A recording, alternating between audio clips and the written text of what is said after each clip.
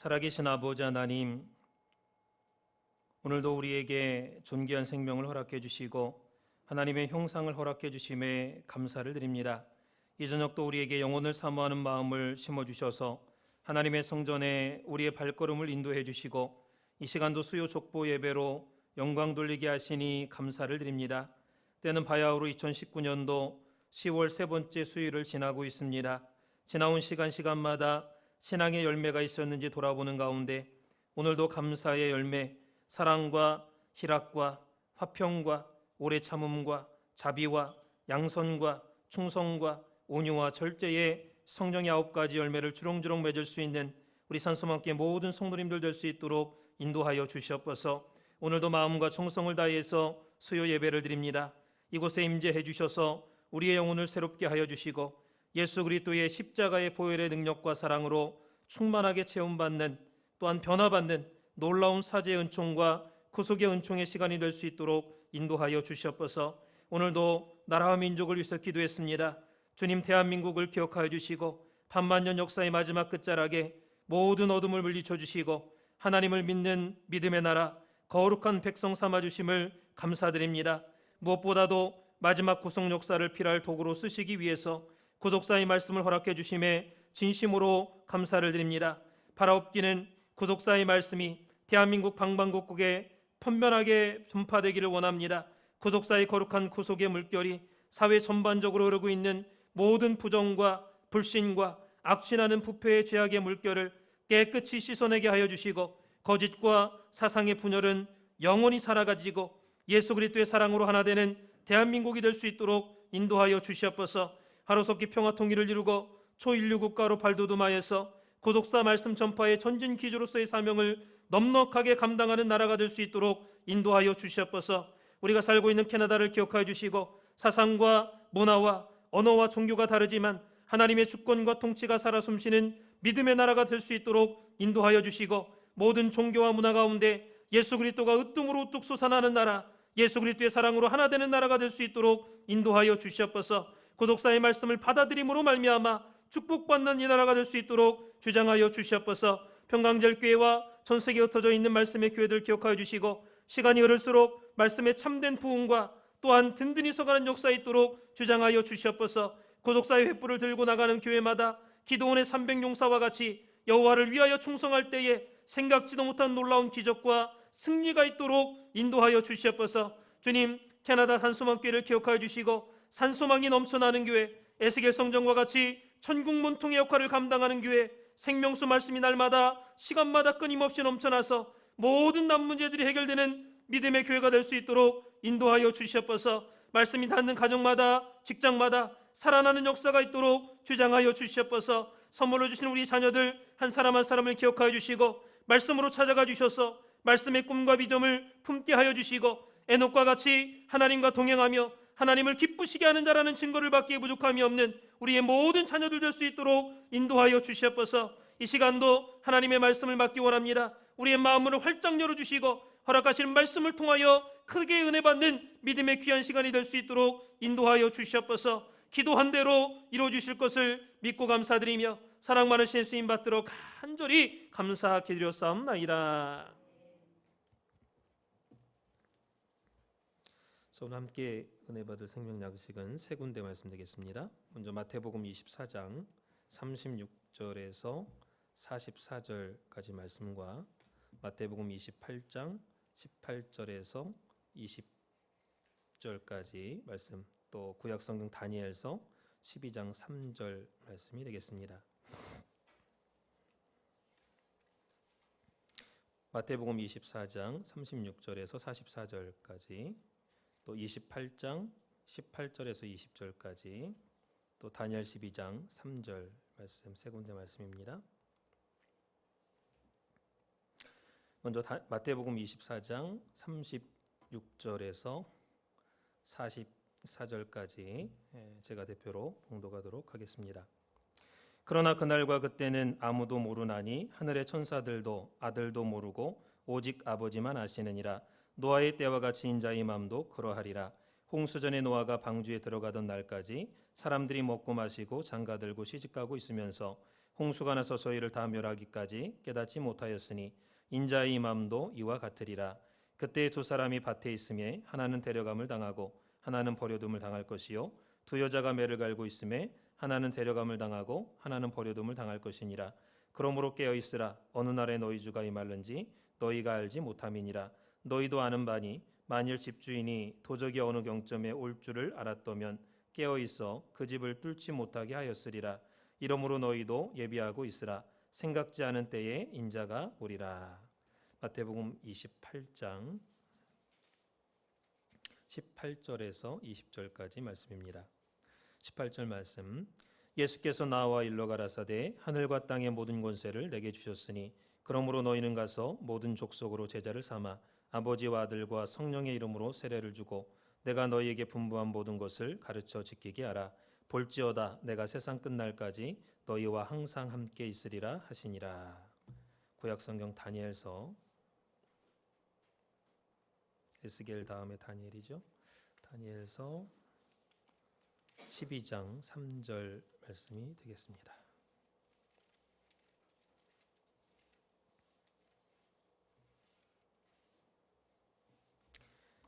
삼절 말씀. 지혜 있는 자는 궁창의 빛과 같이 빛날 것이요 많은 사람을 옳은 대로 돌아오게 한 자는 별과 같이 영원토록 비추리라. 이는 하나님의 말씀이니라.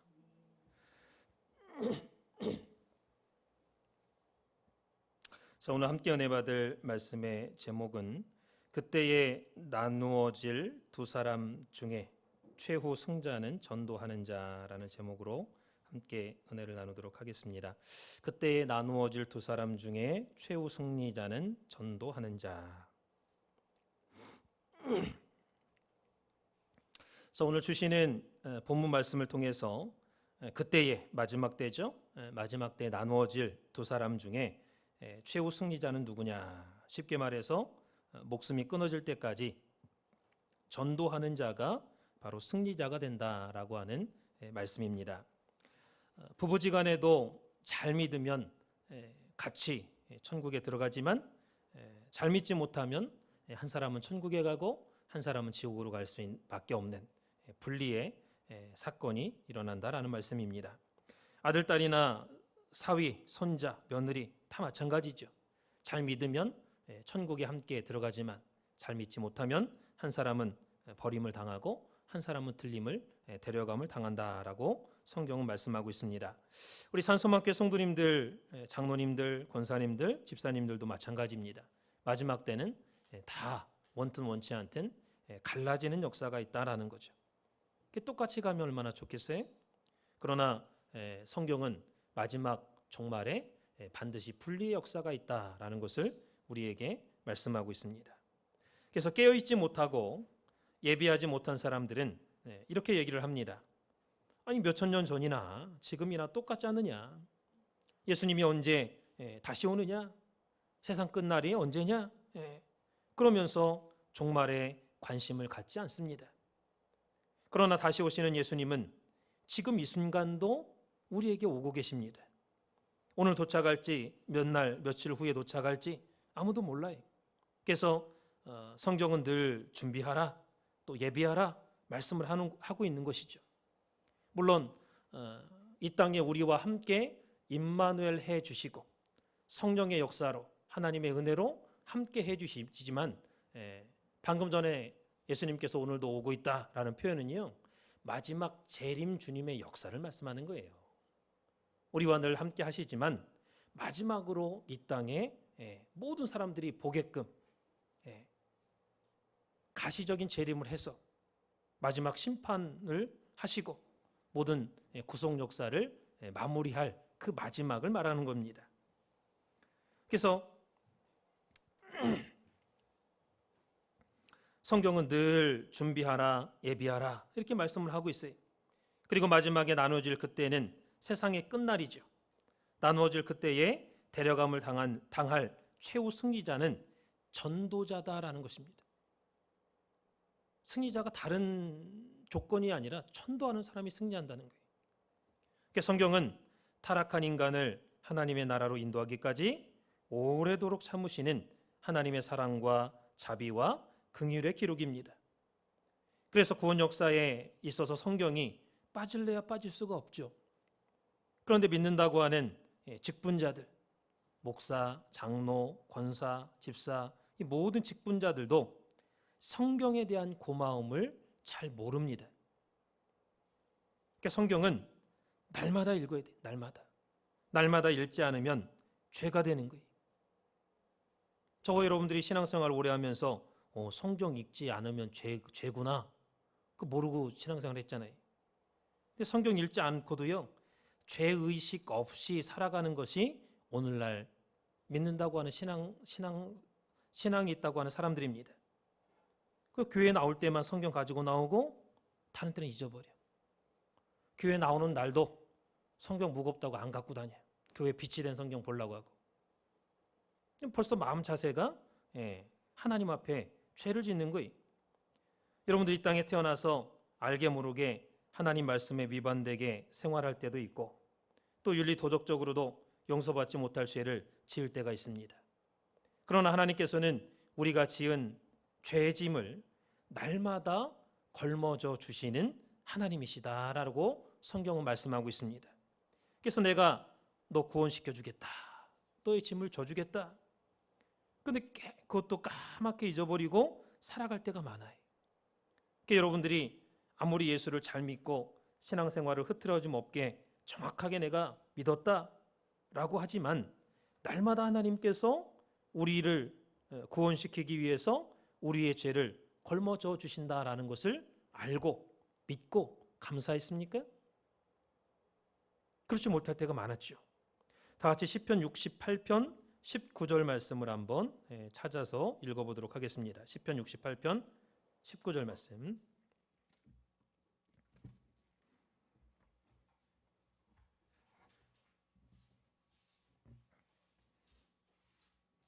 찾으시고 한 목소리로 같이 봉독하겠습니다. 시작.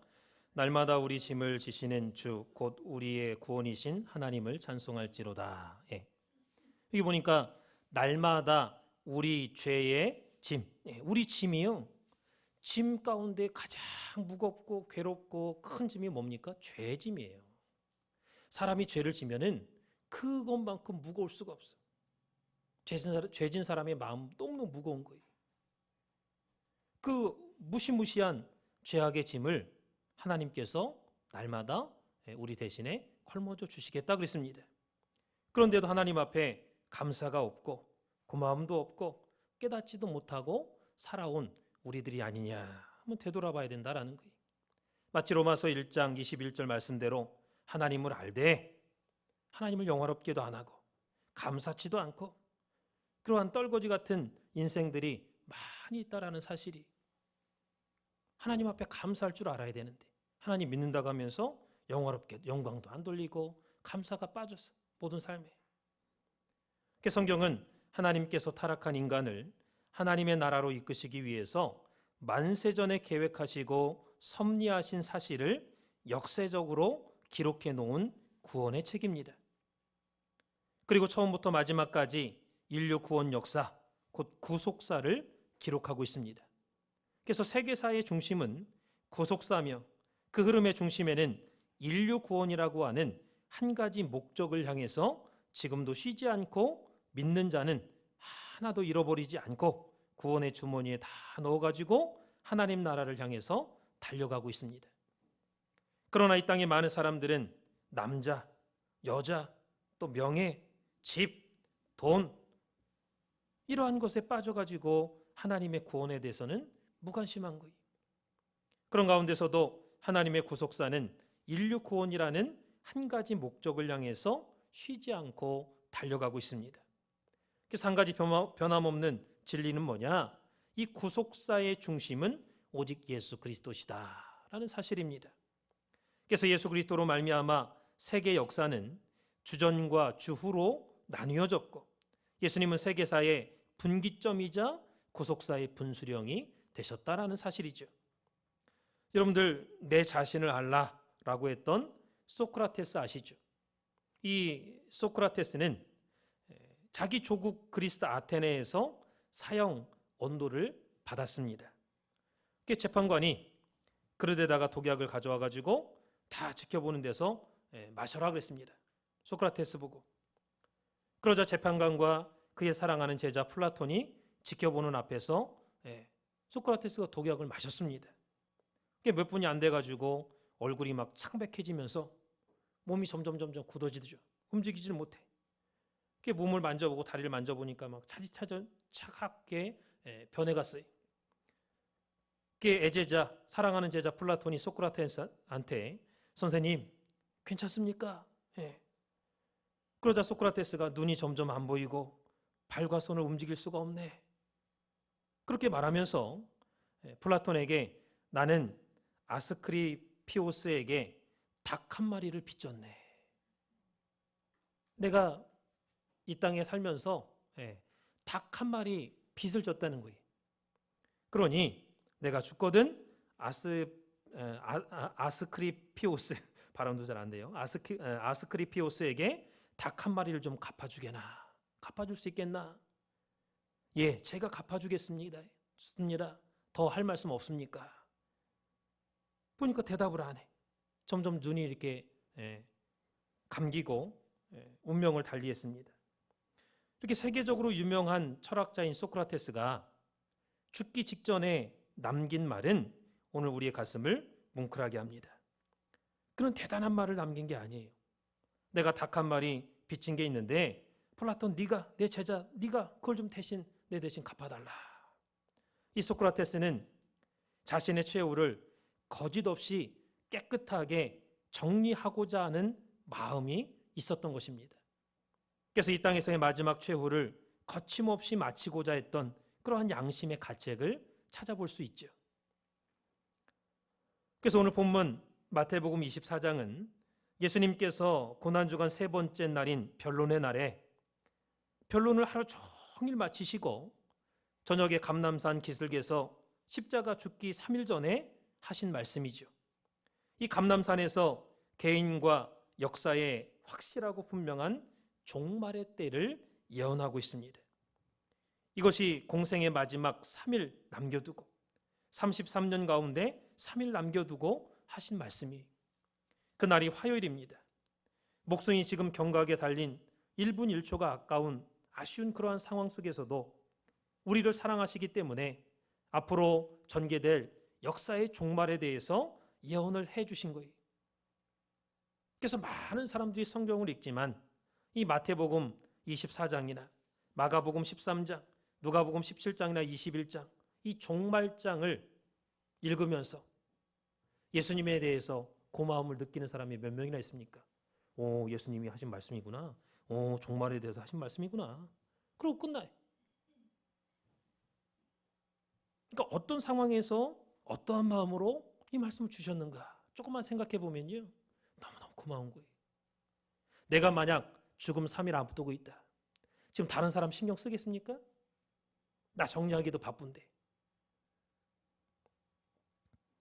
그래서 마태복음 24장을 오늘 본문이죠. 좀 더 자세하게 살펴보면 24장 1절부터 14절 말씀은 말세의 징조에 대해서 말씀을 하셨습니다.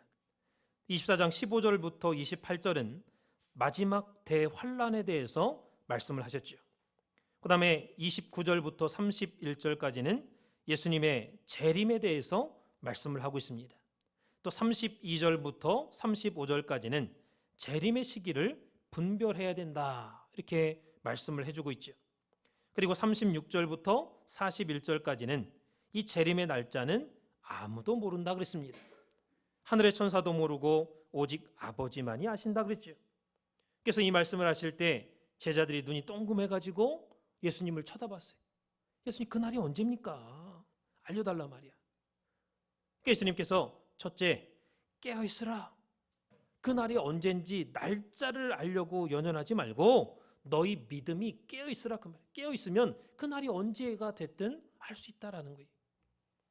그래서 마태복음 24장 42절에서 52절까지 보면은 결론적으로 예수님께서는 깨어있으라는 종말의 대비책을 교훈해 주셨습니다.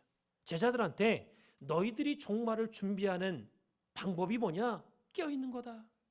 깨어있는 것만큼 더 좋은 방법이 없다는 거예요. 그래서 예비하고 있으라, 깨어있으라. 마태복음 25장 13절 말씀 볼 때도 열처녀 비유에서도 깨어있으라 그랬습니다. 천국에 대한 비유에 열처녀 비유가. 거기 비유 세 가지 나오잖아요. 천국에 대한 비유, 달란트 비유, 양과 염소 비유, 열처녀 비유. 다 천국에 대한 비유인데 깨어있으라는 거예요. 마태복음 24장과 25장에서도 깨어있으라, 예비하고 있으라. 예. 그러면 절대 종말을 놓치지 않고 신랑이 왔다 할 때 불 켜고 나가서 신랑을 맞이할 수 있다라고 말씀을 하고 있습니다. 그러나 예비하지 못한 사람은 등은 있는데 기름이 없어. 기름을 사러 나간 동안에 신랑은 오고 문은 닫힌지라 그랬죠. 그래서 여기 등과 기름은요, 뭐를 상징하느냐? 등은 뭐를 상징합니까? 우리의 신앙의 형식을 상징하는 거예요. 예배도요, 형식입니다. 신앙생활에 형식이 반드시 있어야 돼. 그러나 그렇다고 해서 형식에 치우치면 안 되죠. 네. 네. 그 다음에 기름은 뭐를 상징해요? 신앙의 내용을 상징합니다. 성령을 상징해요. 그래서 마지막 때는 신앙의 형식은 있지만은 예배는 드리긴 드리죠. 형식이 있으니까. 그러나 신앙의 내용이 없어. 신령과 진정으로 예배를 드려야 될 텐데 이 신령은 성령을 뜻합니다. 예배를 성령의 은혜 가운데 성령이 꼭 들어가야 돼. 예배하면 성령의 감동, 감화, 역사가 있어야 됩니다. 그 다음에 진정은 뭡니까? 말씀을 뜻해요. 말씀. 하나님 말씀이 선포되는 예배가 진정한 예배예요. 말씀 빠지고 성령 빠지면요, 신령과 진정이 빠지는 거예요. 안 되는 거예요. 하나님 받으시는 예배가 안 되는 거죠. 그래서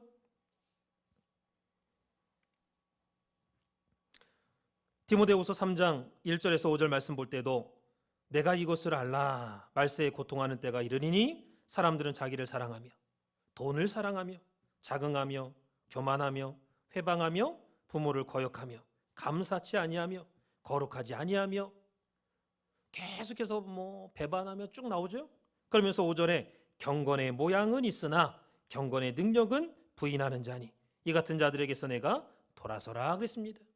사도 바울이 디모데에게 이 같은 자들에게서 내가 돌아서라. 이것이 말세에 나타나는 표적이라는 표시. 사람들이 자기를 사랑하는 거 보면은, 돈을 사랑하는 거 보면은 자긍하고 교만하고 부모 말씀 안 듣고 감사치 아니하고 거룩지 아니한 거, 경건의 모양은 있는데 경건의 능력은 없는 거 보면은 말세구나. 그거 깨달으라는 거예요. 그러면서 이러한 것들이 너희들을 고통스럽게 하고 믿지 못하게 한다 말씀하고 있죠. 창세기 6장 1절에서 3절 말씀 볼 때 이 노아 때에 사람의 죄악이 썩을 정도가 아니라 이미 썩어서 문드러져 가지고 악취가 날 정도라고 했습니다. 자녀들이 부모의 허락이 필요 없어요.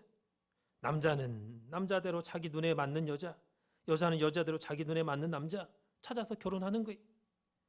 2절에 하나님의 아들들이 사람의 딸들의 아름다움을 보고 자기의 좋아하는 모든 자로 아내를 삼은지라. 그러니까 믿지 않는 이방인하고 결혼했다 그 말이. 타락이 여기서부터 시작되는 거예요. 하나님께서 얼마나 괘씸하게 여겼는지 몰라요. 3절에 뭐라 하겠습니까? 나의 신이 영원히 사람과 함께하지 아니하리니 이는 그들이 육체가 됨이라 그랬습니다. 영적인 인간이 육적인 쾌락만 추구하는 동물처럼 육체로 전락해버렸다 그 말이. 그래서 하나님을 잃어버린 가치 없는 존재가 되어버렸습니다. 그런데 마태복음 24장 39절을 보면은 인자의 임함도 노아 때와 같다 그랬죠. 강포가 세상에 충만하고 사랑이 없고 의와 공의가 없고 진리를 찾아볼 수가 없고 그때도 자녀가 부모를 때려 죽이는 그러한 흉악한 그런 세상이었어요. 홍수 나기 전에 노아가 방주에 들어가던 날까지 사람들이 먹고 마시고 장가들고 시집가고 사고 팔고 있으면서 홍수가 나서 저희를 다 멸하기까지 깨닫지 못했다 그랬습니다. 물이 막 콧구멍으로 들어가고 죽어가면서도 자기가 왜 죽는지 몰랐어요. 왜 하나님이 심판하는지 몰랐습니다. 마지막 때도 마찬가지다라는 거예요. 깨닫지 못해. 죄를 짓고도. 마태복음 24장에서 24장은 예수님께서 직접 하신 말씀입니다. 인자의 임함은 노아 때와 같다. 노아 때와 같다는 거예요. 인자의 임함이 마지막 때를 말하죠. 마지막 재림하시는 때, 마지막 종말은 노아 때와 같다는 거예요. 노아 때 사람들이 장가가고 시집가고 연애 걸고 먹고 마시고 사고 파는데 정신이 다 팔렸어. 마음을 다 빼앗겼습니다. 그러다 보니까 정작 관심을 가져야 할 주님의 재림에는 관심 갖는 사람이 없어요. 오죽했으면 예수님께서 누가복음 18장 8절 말씀 보니까 인자가 올 때에 세상에서 믿음을 보겠느냐. 세상에서 눈을 씻고 찾아볼래야 믿음 가진 놈이 한 놈도 없어. 그만큼 믿기가 어렵다라는 거예요. 마지막 때가 될수록 믿기가 어려워. 세상 사람들은 부패하고 타락한 세상을 가리켜서 말세라고 한탄합니다. 아이고 말세야, 말세라고 한탄해. 그러나 말세라고 하는 말은 하지만은 자기가 그렇게 말을 해놓고도 마지막 심판을 위해서 대비도 안 하고 준비도 안 하고 예비도 안 하죠. 그저 입으로만 떠들고 말죠. 입으로만 말하고 끝나는 것은 무관심한 거나 마찬가지. 무관심한 거나 아무것도 안 해. 입으로만 그냥 아유 말세야 말세야 그러지 아무것도 안 해. 그래서 오늘 본문을 볼 때 세계 역사는 온 우주와 인류의 창조자 되시고 완성자 되시는 하나님의 구속사적 경륜 속에서 택한 자는 구원받고 나머지는 버리움을 당하게 되어 있다라는 것을 말씀하고 있습니다. 그리고 세계 역사는 종말을 향해서 빠르게 달려가고 있습니다. 그래서 이 세상은 반드시 끝이 있다고 성경은 증거하고 있습니다. 그래서 이 세상이 영원한 것 같지만은 반드시 끝이 있다는 거예요. 영원하지 않다라는 거예요. 그러므로 깨어서 기도하라. 그러면은 환난을 대비하고 피할 수가 있다라고 누가복음 21장 36절에 말씀하고 있죠. 이러므로 너희는 장차 올 이 모든 일을 능히 피하고 인자 앞에 서도록 항상 기도하며 깨어 있으라 하시니라 그랬습니다. 그래서 한 예로 누가복음 19장 41절에서 44절이나 누가복음 23장 28절에서 31절을 보면은 예수님께서 예루살렘이 멸망한다고 눈물을 흘리며 통곡하셨습니다. 예루살렘이 멸망할 것을 미리 예언해 주셨어요. 경고해 주셨습니다. 그럼 그 예수님의 경고와 예언의 말씀을 듣고 준비했느냐 그 말이 이스라엘 백성들이 하나도 준비 안 했습니다. 예수님을 위해서 십자가 지러 이렇게 십자가를 지고 가실 때 예루살렘의 여인들이 울었어요. 예수님 이렇게 죽으시면 어떡합니까? 예수님 뒤를 돌아보면서 야 나를 위해 울지 말고 너와 내 자녀를 위해서 울어라 그랬습니다. 앞으로 예루살렘 성이 무너지고 내 자녀들이 돌에 그냥 패대기 쳐가지고 처참하게 죽임을 당할 때가 오니까 너와 내 자신을 위해서 울어라 그랬습니다. 그 말씀을 듣고도 깨닫지 못하고 준비하지 못했습니다. 그래서 예수님의 말씀대로 주후 70년에 로마의 디도 장군이 3만 5천 명 이상의 군인을 데리고 와가지고 예루살렘 성에 있는 유대인 100만 명을 죽였어요. 100만 명. 3달 동안 예루살렘 성을 포위하고 개미 새끼 한 마리 들어가지 못하도록 지켰습니다. 그러니까 어떻게 됐습니까? 성 안에 있는 사람들이요 나중에 먹을 게 다 떨어졌어요. 그러니까 자기 아들 잡아먹고 그 다음날 딸 잡아먹고 그러한 지경까지 갔습니다. 거리에는 시체가 즐비했죠. 종교 지도자들과 권력을 가진 자들은요 끝까지 그래도 투항하지 않고 끝까지 투쟁했어요. 특별히 열심당원이라고 하는 사람들은 자기 가족들과 함께 예루살렘에서 남서쪽으로 가면 사해바다 근처에 마사다 요새가 있습니다. 그 유명한 마사다 요새. 여기로 피난해가지고 3년 동안을 저항했어요. 3년 동안을. 이 마사다는요 메마른 황야를 배경으로 우뚝 솟은 바위산 위에서 사해를 바라보고 있는 곳입니다. 사방이 깎아지른 절벽으로 돼 있어요.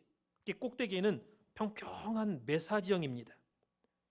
천혜의 요새죠, 요새. 그래서 해발 고도, 높이가 얼마나 되느냐? 434m. 그러니까 사해바다가 200m 내려가잖아요. 200m 이상. 그러니까 전체 높이가 해발 434m예요. 얼마나 높은지 몰라. 그러니까 높은 바위로 그냥 다 깎아지는 절벽으로 했는데 가운데가 평평해. 거기에다가 성을 쌓은 거예요. 그래서 위에서 보면은 배 모양이에요. 배 모양. 길쭉한 배. 예. 그래서 평균 넓이가 얼마냐? 120m. 길이가 620m. 둘레가 1300m. 1.3km. 노아의 방주가 장황고가 300규빗, 500규빗, 30규빗이라겠죠? 이거를 미터로 계산하면 137m, 22m, 13m입니다. 장황고가. 길이, 넓이, 높이가. 그래서 노아 방주보다 길이가 4배나 길어요. 노아의 방주보다 넓이가 5배나 넘고 높이는 33배가 높습니다. 그러니까 굉장히 높은 지형에 바위로 꺾여져 이게 돼가지고 사방에 아주 요새. 거기다가 그냥 다 양식이니 뭐니 그냥 몇 년 동안을 버틸 수 있는 양식과 무기와 그걸 다 갖춰놨어요. 그래서 이곳은 주전 200년경에 하스몬가의 지배자가 최초로 요새를 여기다 만들었습니다. 그러다가 헤롯 대왕이 주전 35년에 이것을 개축했어요. 그래서 엘리 아자르 벤 아이르, 이름이 굉장히 깁니다. 엘리 아자르 벤 아이르라는 사람이, 그 지도자가 헤롯 땅이 헤롯 땅. 아주 열심다. 그 사람이 이끄는 여자와 아이들을 포함해서 960명, 약 1000명 가까운 열심 당원들이 이 마사다로 들어가 가지고 끝까지 항전했어요. 로마 군인하고 끝까지 대치했습니다. 내부에 풍부한 물과 곡식이 있었기 때문에 집요한 공격에도 2년 넘게 계속 버틴 거예요. 그러다가 AD 73년 4월 16일에 약 3년 넘게 버티다가 마사다 요새 성벽이 무너지고 말았어요. 마사다 요새가 함락될 위기에 처하자 엘리아자르 벤 야이르는 적의 포로가 되느니 차라리 자결하자, 이렇게 호소했습니다. 이에 동의한 모든 저항군은 각자 자기 집으로 돌아가 가지고 가장이 가족을 다 죽였어요. 자기 가족들을, 가장이. 그리고 모여가지고 10사람씩 조를 짰습니다. 900명 넘는 사람들이 자기 가족들 다 죽이고 딱 남은 사람들 모아가지고 10사람씩 조 짜가지고 한 사람이 9사람 다 죽이는 거예요. 최후의 한 명을 남겨놓고 다 그렇게 서로 이렇게 죽인 거예요. 반복해서. 그리고 최후의 한 사람은 다 죽은 거 확인하고 성에 불을 지르고 자기도 자살했습니다. 결국 마사다에서 살아남은 사람은 5명의 아이들과 함께 지하 동굴에 숨어있던 2명의 여인들 뿐이었어요. 그 여인이 증언했어요. 이렇게 우리가 끝까지 저항하다가 이렇게 결국엔 다 자살하고 죽었습니다. 세상에 알려지게 된 거예요. 이 마사다 행쟁이 왜 중요하냐? 이 마사다 행쟁은요, 다윗이 예루살렘의 수도를 정한 뒤 1000년 동안 이어진 이스라엘 왕국이 마지막 사라지게 된 시점입니다. 이 마사다 행쟁을 통해서 마지막으로 끝났어요.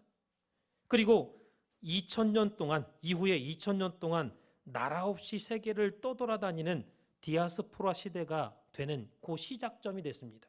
그러니까 다윗의 1000년 왕국이 끝나고 전 세계에 흩어져 가지고 디아스포라 시대가 2000년 동안 디아스포라 시대가 시작되는 그 시점, 다윗의 1000년 왕국이 끝나는 시점, 그게 마사다 항쟁이에요.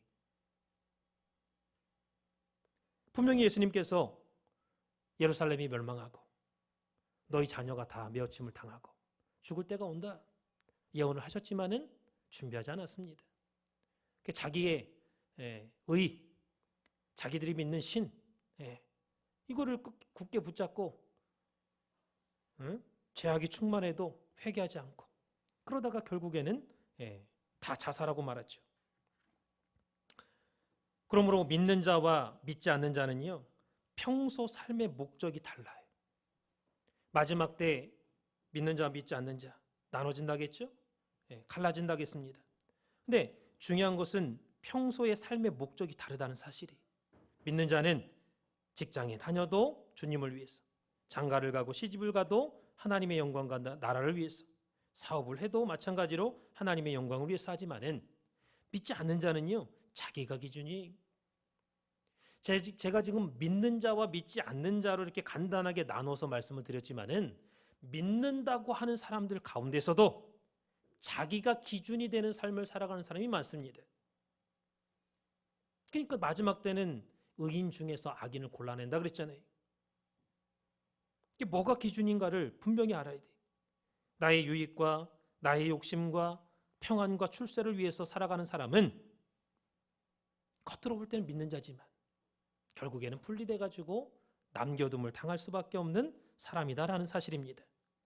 이게 겉으로는 형님하고 아우하고 뭐 사돈, 뭐 삼촌, 내 딸, 며느리, 손자 뭐 호칭이 다 똑같지만은 믿는 자나 믿지 않는 자나 마지막 때는 갈라지는 거예요. 아무리 딸이 됐든 손자가 됐든 손녀가 됐든 할머니가 됐든 뭐가 됐든 간에 갈라져.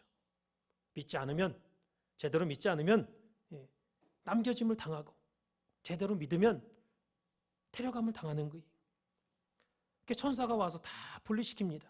너는 믿는 사람, 너 믿지 못하는 사람, 믿는 사람 우편에, 믿지 못하는 좌편에.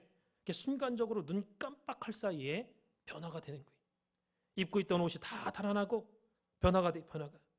하늘나라 갈 사람들은 태양처럼 광명체가 돼가지고 빛이 나, 빛이 나고 하늘로 쫙 올라가는 거예요. 예. 그러나 믿지 못하는 사람들은 그때에 아무런 변화도 일어나지 않습니다. 그냥 이 땅에 버려둠을 당하는 거예요. 그러므로 두 사람이 나뉘어지고 떨어지는 거예요. 여보 같이 가. 그 말도 못해. 마지막 때 그 말도 못해. 왜? 심판이 얼마나 장엄하고 큰지 말을 못해. 감히. 왜 나만 남겨놓고 가. 이런 말도 못해. 예. 마태복음 20장 40절 보니까 그때에 두 사람이 밭에 있음에 하나는 데려감을 당하고 하나는 버려둠을 당할 것이요 두 여자가 매를 갈고 있음에 하나는 데려감을 당하고 하나는 버려둠을 당할 것이니라. 이게 둘이 매를 갈다 보니까 순간 없어졌어요. 순간으로. 저와 여러분이 예수님의 이 말씀을 통해서 마지막 순간에 일어날 중대한 사건의 그 뜻을 깨달아야 돼. 마지막 때는요, 소리치고 가슴을 치고 뭐 아무리 해봐야 소용없어요. 소용없습니다. 막을 수가 없어요. 사랑하는 성도 여러분, 종말은요 누구에게나 예외 없이 찾아옵니다. 애나 어른이나 남자나 여자나 차별 없이 다 찾아와요. 종말은. 마태복음 24장 40절에 그때에 두 사람이 밭에 있음에, 여기 그때에 헬라어로 호라 단수가 쓰였습니다. 특별하게 지정된 정확한 그 시간을 말합니다. 그 시간에, 그때에. 마태복음 24장 36절에 그러나 그날과 그때는 아무도 모르나니, 여기 그날 그랬죠? 그날 헬라어로 헤메라 단수. 예수님이 재림하시는 한 날을 가리킵니다. 예수님께서 재림하신 한 날. 그래서 이 마지막 그때를요 성경은 다양한 용어로 호칭을 하고 있어요. 마태복음 25장 1절에는 그때에 천국은 마치 등을 들고 신랑을 맞으러 나간 열처녀와 같으니 그랬죠. 마태복음 25장 1절에는 그때에 그랬습니다. 그때라는 단어를 사용했어요. 마태복음 25장 34절에는 그때에 임금이 오른편에 있는 자들에게 이르시되, 여기도 그때가 사용되고 있죠. 양과 염소의 비유에도. 그리고 히브리서 10장 37절에 보면은 잠시 잠깐 후면 오실 리가 오시리니 그랬습니다. 이 그때는 오실 리가 오시는 당신이 정하신 바로 마지막 심판의 그때를 말합니다. 또 데살로니가후서 1장 10절에는 그날에 강림하사, 그날이라고 표현하고 있죠. 빌립보서 1장 10절에는 예수 그리스도의 날까지 이루고 그리스도의 날이라고 표현하고 있습니다. 누가복음 17장 26절에는 인자의 때에도 그러하리라. 인자의 때라고 표현하고 있습니다. 마지막 때를, 그때를 인자의 때. 고린도전서 5장 5절에는 주 예수의 날에, 베드로후서 3장 12절에는 하나님의 날이 임하기를 바라보고 간절히 사모하라. 하나님의 날이라고 표현하고 있습니다. 또 누가복음 6장 39절에는 마지막 날에, 유다서 1장 6절에는 그날이 큰 날이다 그랬습니다. 큰 날. 그 마지막 그때는 큰 날이다. 그러니까 전무후무한 세상이 태어난 이후로 큰 날, 아주 무서운 날. 하늘의 별들이 떨어지고, 예? 오죽하면은 산아 나를 좀 가리워달라, 바위야 나를 좀 짓이겨서 죽여달라. 이렇게 죽는 것이 낫다고 생각될 만큼 무서운 날이라는 거예요. 마지막 날. 같은 직장 동료도 같은 시간에 회사에 입사했다 할지라도 마지막 날에는 갈라지는 거예요. 하나님이 정해놓으신 시간은 변하지 않죠. 그래서 어제나 오늘이나 영원토록 하나님 말씀은 동일한 말씀입니다. 그래서 하나님 말씀대로 마지막 때가 되면 한 사람은 데려감을 당하고 한 사람은 버려둠을 당하는 그러한 사건이 일어난다라는 것입니다. 그래서 마태복음 24장 40절에서 42절 말씀 볼 때 가슴이 두근거리고 두려울 수밖에 없어요. 둘이 같이 망을 갈고 있다가 예고도 없이 순간 싹 사라져. 예. 없어져. 깜짝 놀라죠. 분명히 같이 있었는데 어디 갔지? 데려감을 당하는 것은요, 슬기로운 처녀가 혼인잔치에 들어가는 것과 같습니다. 너는 오른편에서 너 양심 가지고 살았잖느냐. 그리고 너는 이 땅에서 개떡같이 믿고 말이야, 거짓말로 믿었지? 짐승같이 살고 말이야. 너 왼편. 천사가 와가지고 탁 분리시키면요 꼼짝 못하는 거예요. 꼼짝 못해. 오늘날까지 우리가 정말 짐승같이 왼편에 산 적은 없느냐. 정직하지 못하고 눈치 보고 남 속이고 간첩처럼 이중으로 안 그런 척 위장하고 이 겉과 속이 다른 삶은요 은큼한 삶이에요. 이중적인 삶이죠. 표리부동한 삶입니다. 예수님께서 제일 바리새인들 표리부동 제일 싫어해. 기도를 해도 거룩한 척, 옷을 입어서 술이 그냥 깬 거 입고 다니고, 제일 싫어했죠. 가식적인 거. 그래서 그러한 사람은 천사를 보내가지고 왼편에 세우는 거, 왼편에. 그래서 마지막 살전 4장 16절 17절에 보니까 그날이 되면 잠자던 자들은 무덤에서 일어나고 그때까지 살아남은 자는 변화되어가지고 구름 속으로 끌어올림을 당하여 공중에서 주를 영접하게 된다 그랬습니다. 그래서 버려둠을 당한다라는 것은 이미 천국 문이 닫혀 있는 상태를 말합니다. 닫혀 있는 상태. 주여 주여 열어주소서. 너 누구냐? 예. 나 산소망께 누구입니다. 너 생명책에 이름이 없는데 내가 너 도무지 알지 못하겠다. 미치고 환장하는 거예요. 예. 내가 뭐 다 용돈도 드리고 다 막 옥수수도 삶아 드리고 왜 나 기억 못합니까? 생명책에 네 이름 없어? 한마디면 끝나는 거예요. 이름 없다는데 어떻게? 예. 기회를 놓친 거죠. 미련한 처녀처럼 평상시에 예배하지도 않고 준비하지도 않고 말씀 제대로 듣지도 않고 회개도 안 하고 믿지도 않다가 나중에 그렇게 되는 거예요. 문이 닫히고. 중요한 것은 마지막 나누어지고 마지막에는 다 나누어지고 떨어진다는 사실이. 우리 산소막교 성도님들은 모두가 다 한 우리 안에서 나눠지지 않고 똑같이 하나님의 명령에 의해서 데려감을 당하는 그러한 복된 역사가 있으시기를 주님의 이름으로 축원을 드리겠습니다. 누가복음 19장 10절 보면요, 예수님께서 오신 목적을 말씀하고 있습니다. 인자에 온 것은 잃어버린 자를 찾아 구원하려 함이라 그랬습니다. 인자가 예수님 왜 오셨느냐? 잃어버린 자를 찾으러 구원하려고 왔다는 거예요. 여리고 세무서장 삭개오가 악질이었죠. 도둑이었어, 도둑놈. 그러나 예수님을 만나가지고 회개했어, 회개. 내가 남한테 도둑한 거 있으면은 4배나 갚겠습니다. 내가 10,000원 뺏은 거 있으면 40,000원 갚겠다는 거예요.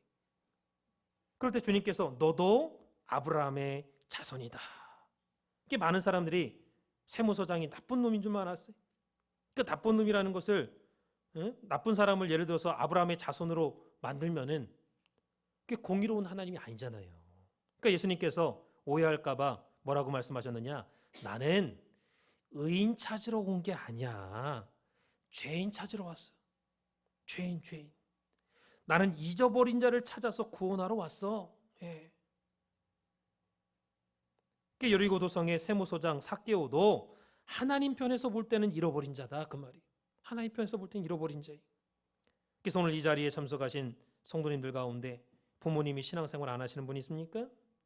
또는 자녀들이 신앙생활 안 하는 자녀가 있습니까? 또는 친척이나 동생들이 신앙생활 안 하는 분이 있습니까?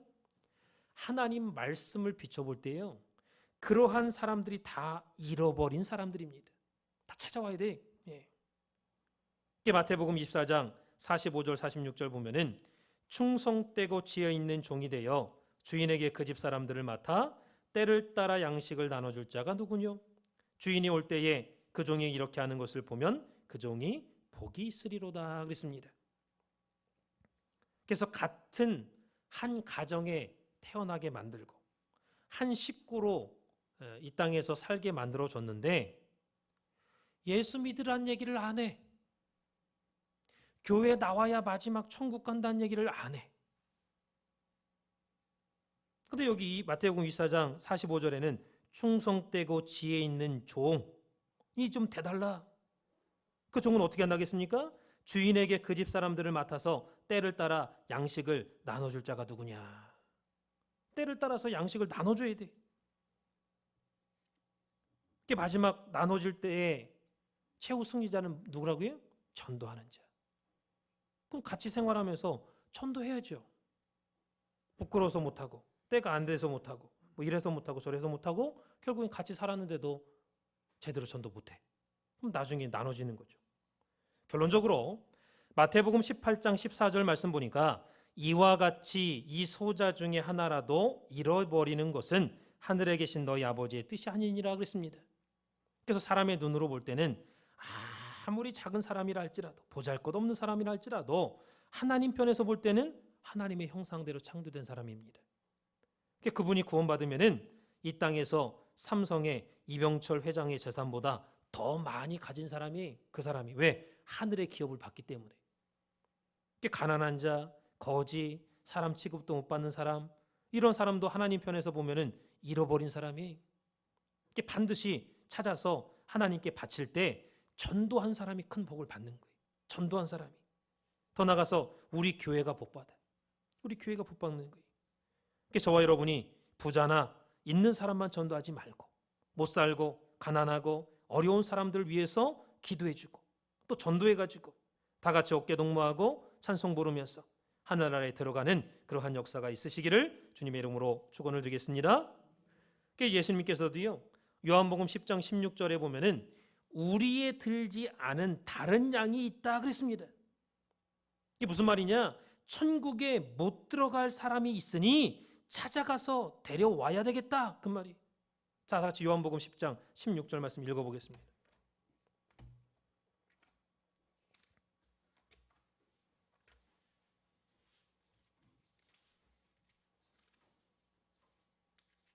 요한복음 10장 16절 말씀 찾으시면 한 목소리로 봉독하도록 하겠습니다. 16절 시작. 또 이 우리에 들지 아니한 다른 양들이 내게 있어 내가 인도하여야 할 터이니 저희도 내 음성을 듣고 한 무리가 되어 한 목자에게 있으리라. 예. 그러니까 우리 안에, 우리가 교회죠, 교회. 교회 안에 있는 양들도 있지만 우리에 들지 아직 못한 양이 있다는 거예요. 그 양들까지도 하나님이, 예수님이 찾아가서 복음을 전할 때 음성을 알아듣고 다 나 한 양이 된다 그 말이. 이사야서 56장 8절 말씀 한번 읽겠습니다. 이사야서 56장 8절. 아가 이사야, 예레미야죠. 이사야 56장 8절 말씀.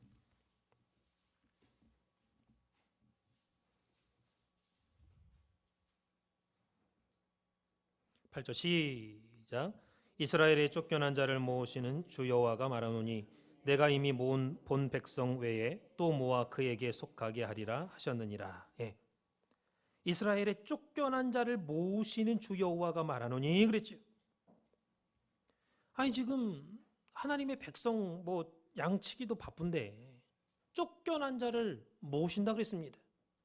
그러니까 저와 여러분이 가을에 추수할 때요, 오돌톨톨 말이 표현이 잘 안 되지만 오실토실 알찬 그 알곡만 다 이렇게 골라 뽑고 나머지는 다 버립니까?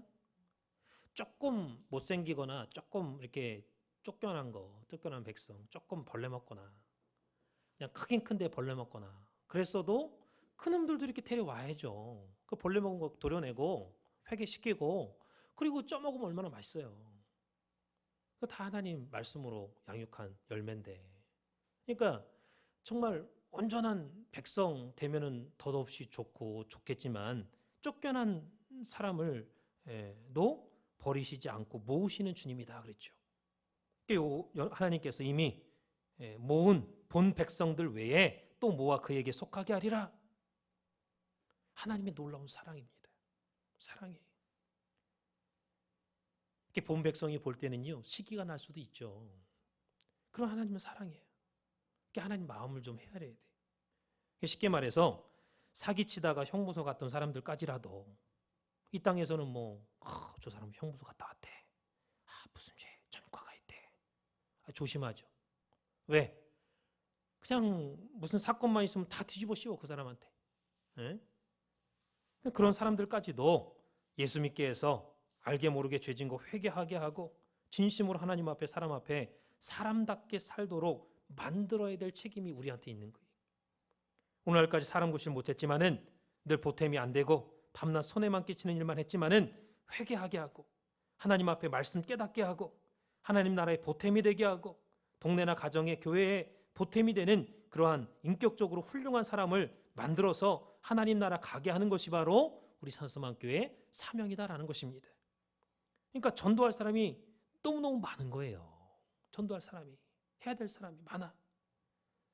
그냥 예쁜 사람, 잘 믿는 사람만 전도할 게 아니라 하나님께서 하나님 형상대로 창조한 사람 가운데 전도해야 될 사람이 많아.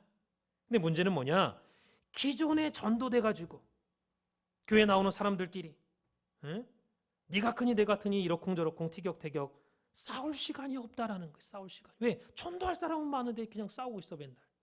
싸우다가 판나. 그러니까 예수 믿었으면은 변화되죠. 이제는 다른 부족한 사람들 챙기고 변화시켜야 되는데 언제까지 어린애처럼 맨날 달라고만 해.